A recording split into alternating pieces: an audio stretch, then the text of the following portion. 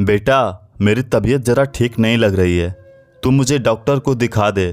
अब तो हाथ पैर भी काम नहीं करते हैं, शरीर में ढीलापन सा रहता है। शकुंतला जी ने अपने बेटे सुनील से कहा। लेकिन सुनील तो अपने ऑफिस के काम में लगा था और लैपटॉप पर नज़रें गड़ाए हुए था।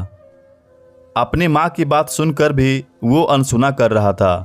5 मिनट तक शकुंतला जी उसकी ओर आशा भरी दृष्टि से देखती रही, पर उसने कोई जवाब नहीं दिया। तभी अंदर से सुनील की पत्नी अलका बाहर आती है। माँ जी, आप फिर से बाहर आ गई। आप अपने कमरे में अच्छे से बैठ नहीं सकती हैं क्या? बार बार आकर इन्हें परेशान करना ज़रूरी है।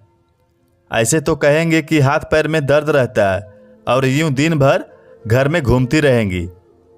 अब ये ऑफिस का काम करेंगे या आपकी सेवा में बैठे रहेंगे? ससुर जी तो हमारे लिए कोई खजाना छोड़कर गए नहीं हैं।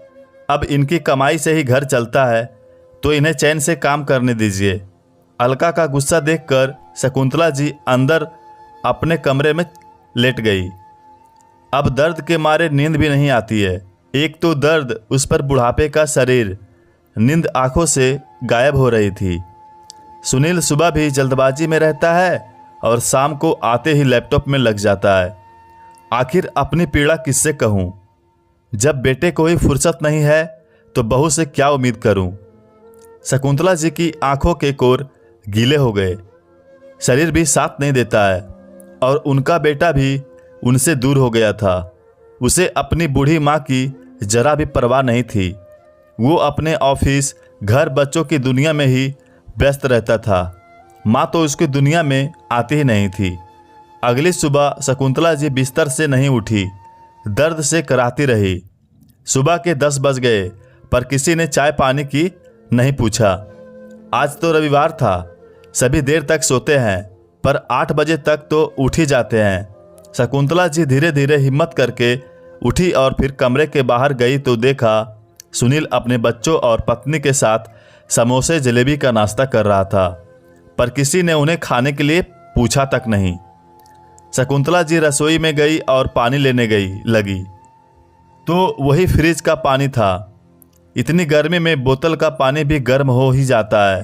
वो फ्रिज का पानी पीती नहीं है और बोतल के पानी से प्यास बुझती नहीं है। कितनी बार कहा है गर्मी में मटकी लेकर आ जा ताकि ठंडा पानी पी सकूं, पर बहू को घर में मटकी रखना झंझट का काम लगता है। बुढ़ापे में बेटे बहू ने पानी के लिए तरसा दिया है। एक बार उन्होंने टोक दिया तो अलका बोली, मम्मी जी, हमारे साथ रहना है तो अपने नखरे छोड़ दीजिए। आजकल सब फ्रिज का ही पानी पीते हैं, फिर मटकी रखो तो पूरे रसोई की शान खराब हो जाएगी। अब पानी ही तो पीना है, वो चाहे मटकी का पियो या बोतल का, क्या फर्क पड़ता है।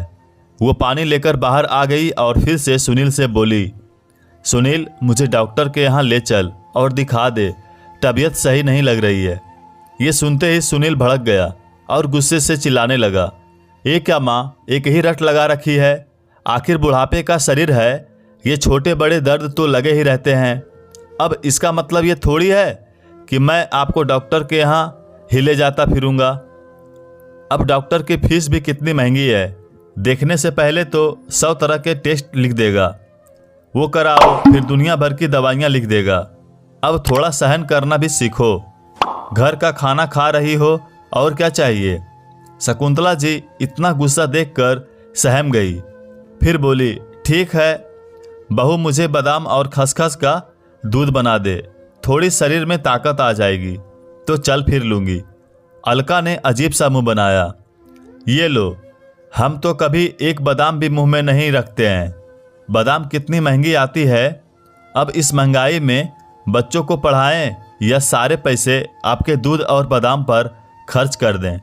आपकी तो उम्र निकल गई है, पर हमें तो अपनी ज़िंदगी जीनी है और बच्चों का भी करियर बनाना है। ठीक है बहू, कुछ खाने को दे दे, सुबह से कुछ खाया नहीं है। अलका अंदर रसोई में गई और रात की बची रोटी और साथ में अचार लाकर दे दिया। शकुंतला जी चुपचाप कमरे में आ गई और उसके छोटे छोटे टुकड़े करके उन्हें धीरे धीरे खाने लगी।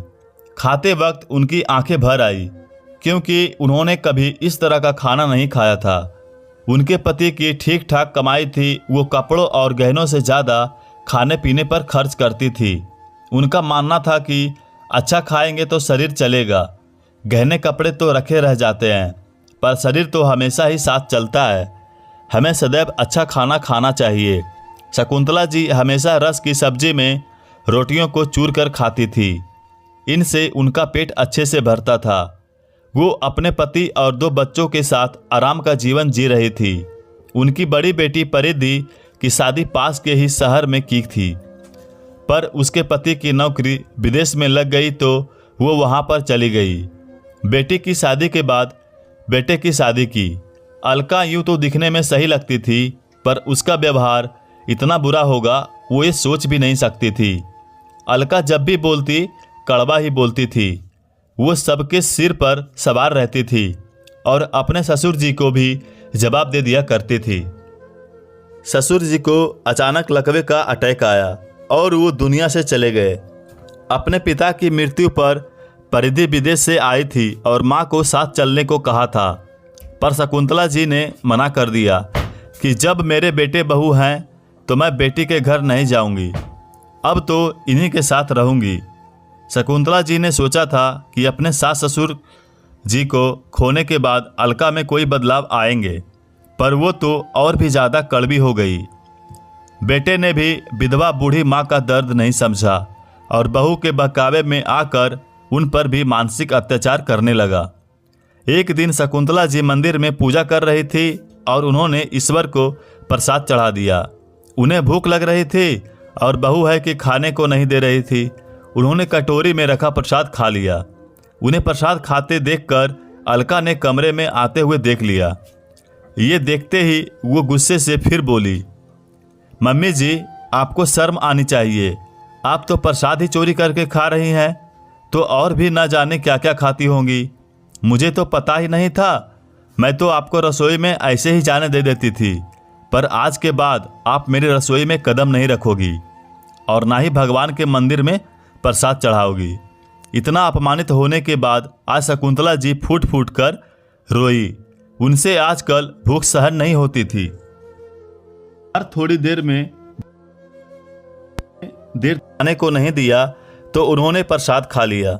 इस तरह रोज रोज के अपमान से वो परेशान हो चुकी थी, लेकिन उन्हें कुछ समझ नहीं आ रहा था, क्योंकि उन्हें तो रहना बेटे बहू के साथ था। अलका उन्हें रसोई में खाना नहीं बनाने देती थी, पर बाहर के सारे काम वो करवाती थी। झाड़ू पोछा और बर्तन के साथ सब्जियां काटना, कपड़े सुखाना और कपड़े समेटना। अब इस जी थक जाती थी और उतनी सफाई से काम नहीं कर पाती थी। जब वो पूरा काम कर लेती थी तब भी अलका उन्हें ताने देते रहती थी। ज़्यादा काम करने की वजह से उनके हाथ पैरों में दर्द रहने लगा था, लेकिन दोनों शकुंतला जी की थोड़ी भी परवाह नहीं करते थे। उन्हें ढंग से खाना पीना नहीं मिल पाता था। सुनील और अलका दोनों अपनी ही दुनिया में व्यस्त रहते थे। घर में शकुंतला जी के होने ना होने से उन्हें कोई फर्क नहीं पड़ता था। शकुंतला जी घर में पड़े पुराने सामान की तरह थी, जिसकी कोई कदर नहीं थी।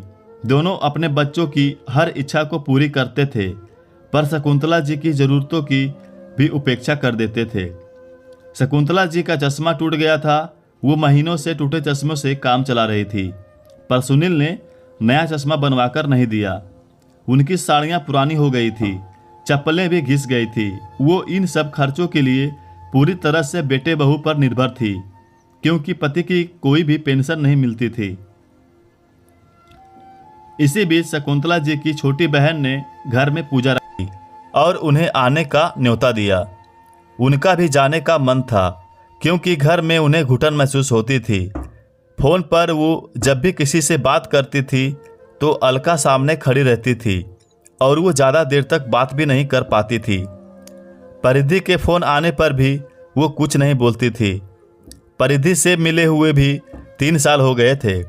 अब बहन ने बुलाया तो वो खुश हो गई, क्योंकि उनका भी अपनी बहन से मिलने का बड़ा मन था। सुनील ट्रेन के टिकट बनवा रहा था, तभी अलका आ गई। अरे एसी में टिकट बनवाने की क्या ज़रूरत है, स्लीपर में ही चली जाएगी। पूजा में ही तो जाना है, बेकार ही खर्चा क्यों करना। सुनील ने भी स्लीपर में टिकट बनवा दिया। शकुंतला जी जब ट्रेन में बैठी तो उन्होंने चैन की सांस ली, वरना कितने महीनों से वो जेल की जिंदगी जी रही थी। ट्रेन से उतरी थी कि उनकी बहन का बेटा उन्हें लेने आ गया। इतना सम्मान पाकर वो बहुत खुश हुई। पूजा का घर था और रौनक भी थी। वहाँ जाकर सबसे मिली। जब छोटी बहन ने उन्हें गले लगाया तो वो फूट फूट कर रोने लगी, जैसे आज दिल का सारा गुबार ही निकल जाना था। शाम को घर में छोटी सी पूजा थी। पंडित जी ने पाठ कराया और सबने प्रसाद ग्रहण किया। थोड़ी देर बाद उनकी नजरें ऊपर उठी तो देखा सामने परिधि खड़ी थी। अपनी बेटी को सामने पाकर वो रोने लगी और उसे कसकर गले लगा लिया। मम्मी अब मत रो, मैं आ गई हूँ और अब आपको मेरे साथ विदेश चलना ही होगा। मैं आपको यहाँ छोड़कर नहीं जा सकती हूँ। आप मुझसे जब भी बात करती थी तो पता लग जाता था कि आप खुश नहीं हो। मेरे लिए आपका खुश रहना बहुत ज़रूरी है, इसीलिए मैं आपको लेने आई हूँ।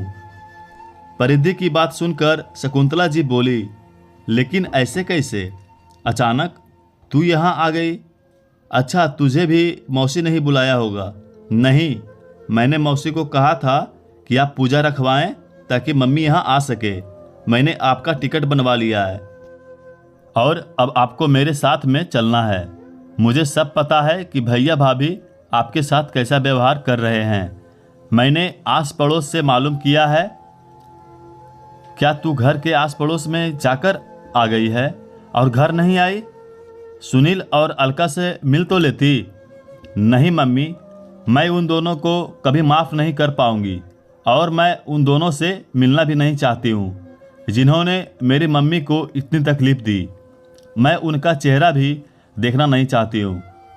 तभी शकुंतला जी ने पूछा, तू मुझे घर से भी तो लेकर जा सकती थी, यहाँ मौसी के यहाँ बुलवाने की क्या ज़रूरत थी? मम्मी, यहाँ मौसी की समाज में अच्छी जान पहचान है और इसके जेठ जी का बेटा वकील हैं। मैंने उनसे सारी बात कर ली है। भले ही पापा कुछ नहीं छोड़कर गए हो, पर वो ये मकान तो छोड़कर गए हैं जहाँ पर आप रह रहे हो, और ये घर तो आपके नाम पर ही है। आप घर की मालकिन हो, फिर भी आपके साथ गलत व्यवहार हो रहा है। हाँ, अब मुझे बेटे बहू के साथ नहीं रहना है। मैं उनके अत्याचार और उपेक्षा अब नहीं सह सकती हूँ, लेकिन मैं क्या कर सकती हूँ? शकुंतला जी ने बोला, आप उन्हें घर खाली करने का नोटिस भेज सकती हैं, तभी दोनों की अकल ठिकाने आएगी। परिधि ने बोला। शकुंतला जी ने नोटिस पर साइन कर दिए और उन्हें घर खाली करने का नोटिस भेज दिया। नोटिस पाकर सुनील और अलका के पैरों से जमीन सरक गई। ये देखो, तुम्हारी मम्मी पूजा में हमारा भला करने गई हैं, चाहे बेटे बहू सड़क पर ही क्यों ना आ जाए। अब हर सम्मान और बच्चों को लेकर कहाँ जाएंगे? अच्छे भले हम यहाँ पर रह रहे थे। अलका बरस पड़ी। अपनी मम्मी का ये रूप देखकर सुनील को हैरानी हुई और पछतावा भी। मम्मी ने कुछ गलत नहीं किया, हम ही उनके साथ गलत व्यवहार कर रहे थे। जब हमने गलत कर्म किए हैं तो हम अच्छे की उम्मीद कैसे कर सकते हैं? अलका, हमें ये घर खाली करना होगा। जब हमने मम्मी की जिम्मेदारी ढंग से नहीं निभाई तो हमारा उनकी जायदाद पर भी कोई हक नहीं बनता है। हमें यहाँ से जाना होगा।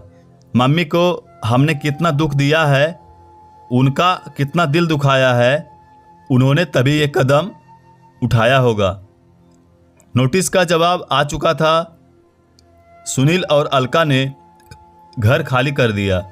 अब वो पछतावे की अग्नि में जल रहे थे और शकुंतला जी घर बेचकर बेटे बहू से नाता तोड़कर हमेशा के लिए अपनी बेटी के साथ रहने के लिए विदेश चली गई। पाठकों, कोई भी माँ ऐसा नहीं करती है, पर जब बेटे बहू के अत्याचार ज़्यादा ही बढ़ जाए तो ये कदम उठाना भी गलत नहीं है। इस कहानी के प्रति अपनी कोई राय देना चाहते हैं तो कमेंट बॉक्स में ज़रूर बताएं। धन्यवाद।